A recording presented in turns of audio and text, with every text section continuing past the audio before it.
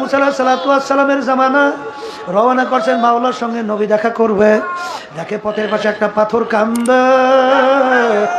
মুসা আলাইহিস সালাম বলে, পাথর তুমি কেন কান্দো? বলে, নবী কোথায় রওনা করছেন? আল্লাহর সঙ্গে দেখা করার জন্য। নবী গো, আমার কথা একটু মালিকের কাছে বইলেন যে একটা পাথর তোমার ভয়, তোমার জাহান্নামের ভয়। কানতে কানতে নহর জারি করছে, জাহান্নাম থেকে মাপ চায়।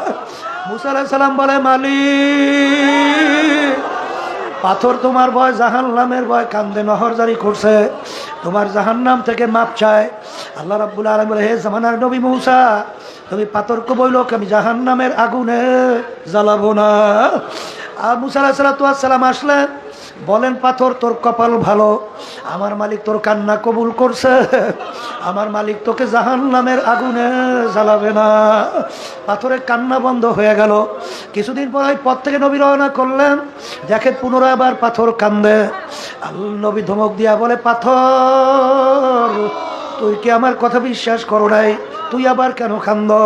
পাথর বলে, নবী বিশ্বাস করছি, কিন্তু আমি চিন্তা ভাবনা কইরা দেখলাম, আমি পাথর যদি না কানতাম আপনার নজর আমি পড়তাম না, আর আপনার নজরে না পড়লে আমার কথা মালিকের কাছে বলতেও পারতেন না, আর আমি পাথর বুঝি জাহান্নামের আগুন থেকে মাপও পাইতাম না।